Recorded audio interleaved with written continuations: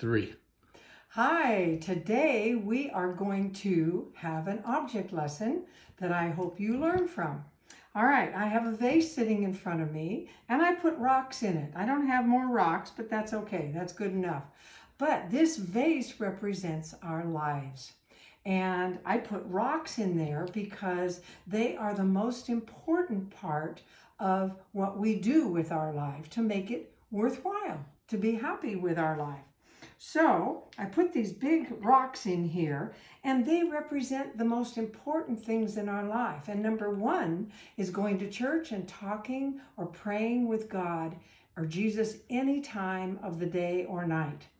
And the other part is our parents, our school, your health, and your self-care.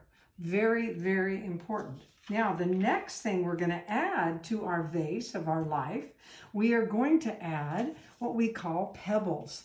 And these pebbles are things in your life that you want to do and enjoy, or maybe you have to do them.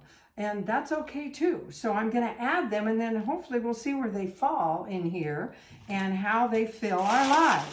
Okay, here we go. Woo, hear that sound. Wow, they're kind of getting in there a little bit. Okay, it's getting filled up.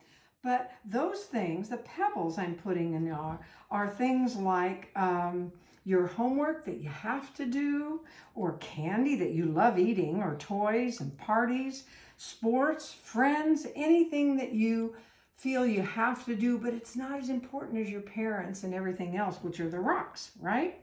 Okay, well, it's not quite full because I don't have all the rocks up higher, but it would be if I did. Now, the last thing that we're going to do is called sand. And the sand represents everything else in the world that you could do. And usually they're things that we end up doing because we like them. They're a lot of fun.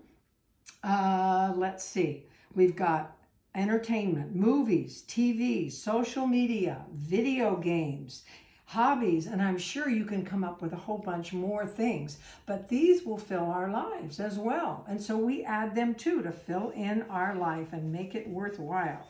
Let's see how much of this sand, and let me see if I can shake it a little bit, and if it goes down into the crevices, and it really doesn't fill up the jar, but it sure can find a place in our lives, can't it? All right, so if we were to change how we put the things in our vase of life, if we don't start with the big rocks and we put the sand in, we're going to put more sand in there to fill it up because we want to